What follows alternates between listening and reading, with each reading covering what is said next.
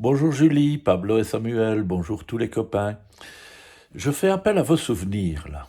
L'hiver dernier et les autres hivers, un peu après Noël et Nouvel An, qu'est-ce que vous avez fait?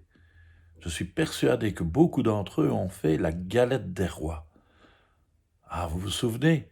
Il y a une fève dans la galette et celui qui trouve la fève a la chance d'être le roi pour la journée ou la reine. Il porte la couronne sur la tête. C'est très gai, hein, ça. Eh bien, c'est Tom, notre ami Tom, vous savez, qui va faire la galette des rois aujourd'hui. Après les vacances de Noël, j'aime bien retrouver mes copains à l'école. On se raconte tous nos cadeaux. Moi, j'ai eu un vélo avec des grands trous. Et Hugo, 3 voitures de course. La maîtresse nous a tous réunis sur le tapis. Elle nous annonce une surprise pour le goûter. Nous allons manger une galette des rois. Voilà pourquoi on a fabriqué des couronnes ce matin. Ça sent bon. On se précipite pour avoir une part. Mais la maîtresse nous arrête. Pas si vite. Marie, comme tu es la plus jeune, tu te mets là-bas. Quand je te dis pour qui cette part, tu me donnes un prénom.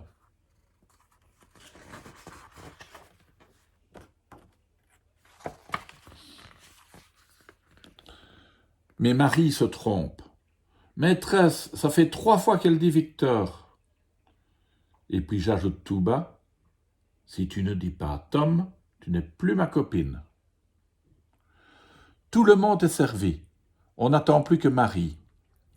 La seule qui ne soit pas pressée de manger, c'est Zoé. C'est bizarre, elle dit qu'elle n'aime pas la galette.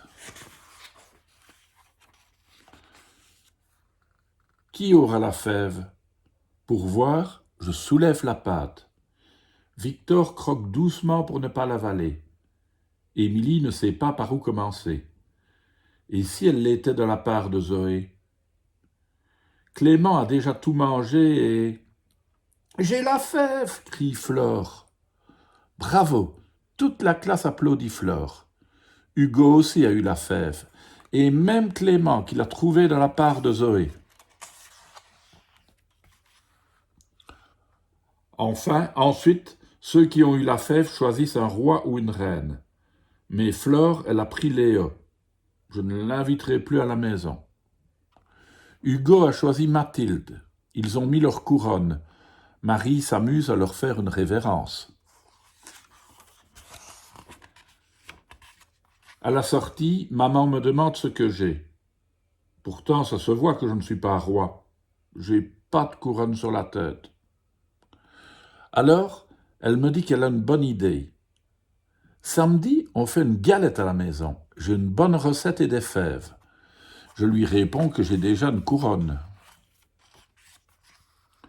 Le samedi matin, je découpe une couronne pour Inès.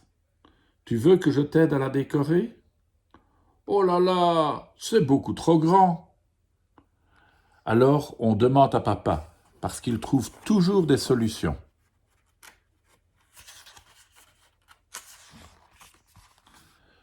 Après, on s'est installé dans la cuisine pour faire la galette. Papa aide Inès, mais moi je mélange les ingrédients tout seul.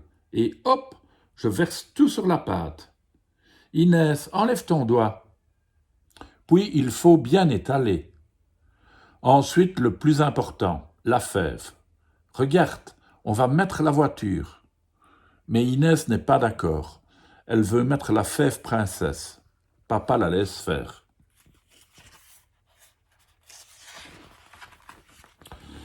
C'est pas juste. Et puis c'est toujours pareil quand Inès fait un caprice. Moi, je voulais la fève voiture.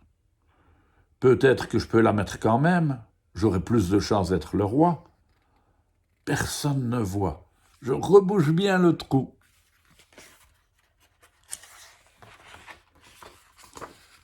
Quand papa revient, on pose la deuxième pâte comme un couvercle sur la galette et puis on la met dans le four.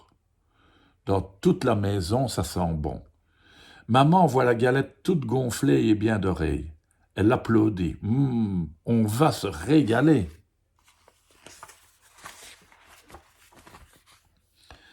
Pour distribuer les parts, on fait comme à l'école. C'est Inès qui donne les noms.